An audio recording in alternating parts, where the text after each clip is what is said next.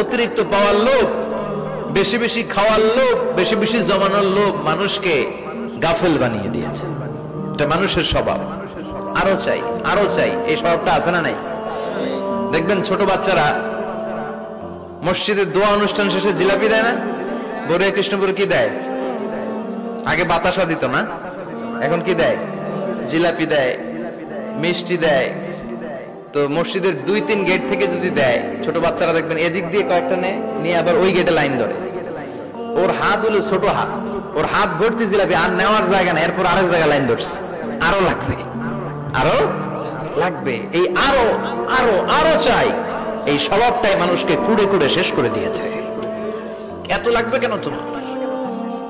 চাহিদার কোনো শেষ নাই। Unlimited demand of human being. যার আছে বেশি তার চাই বেশি। যার সাইকেল আছে তার হুন্ডা চাই, হুন্ডা আছে তো প্রাইভেট কার চাই, প্রাইভেট কার আছে তো প্লেন চাই, প্লেন আছে তো হেলিকপ্টার চাই, হেলিকপ্টার আছে তো ওইটা চাই, ওইটা আছে তো সেটা চাই। ঠিক কিনা?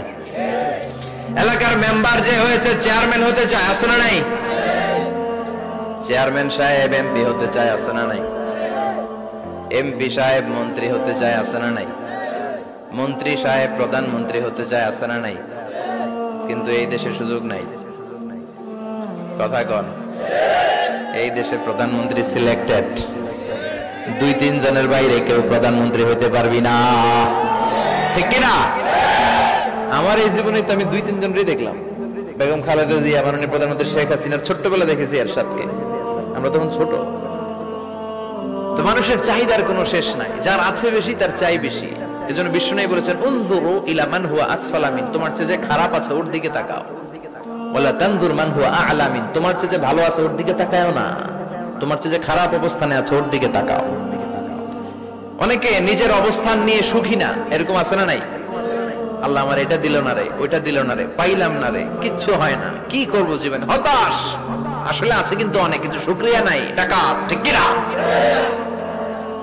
নিজের অবস্থান নিয়ে সুখী না, কিন্তু অনেক লোক আছে তারা আপনার অবস্থানে পৌঁছতে চায়। তাদের দিকে তাকিয়ে দেখেন, আপনি যে অবস্থানে আছেন এই অবস্থানে পৌঁছাটা অনেকের কাছে স্বপ্ন।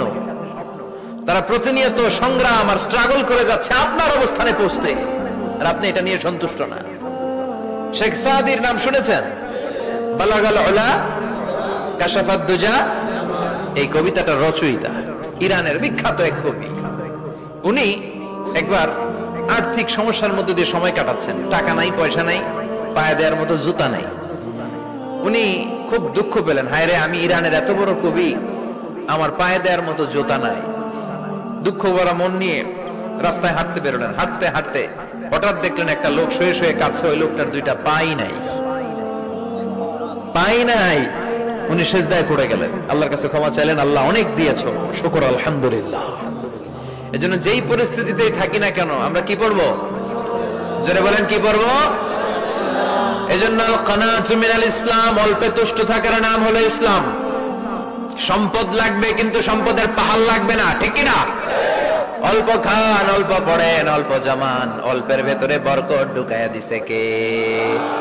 দেখবেন যাদের সম্পদ অল্প তারা সুখী বেশি।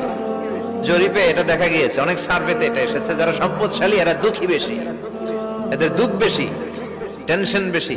খুব স্বাভাবিক, টাকা যার বেশি রোগ তার বেশি, টাকা যার বেশি টেনশন তার বেশি, টাকা যার বেশি ঘরে শান্তি তার কম।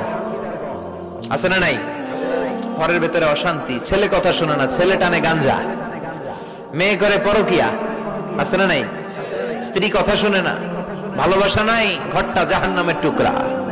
রোগ বালাই, এক একটা হসপিটাল বিল পরিশোধ করতে মাসে 5 লাখ 10 লাখ। আছে না নাই?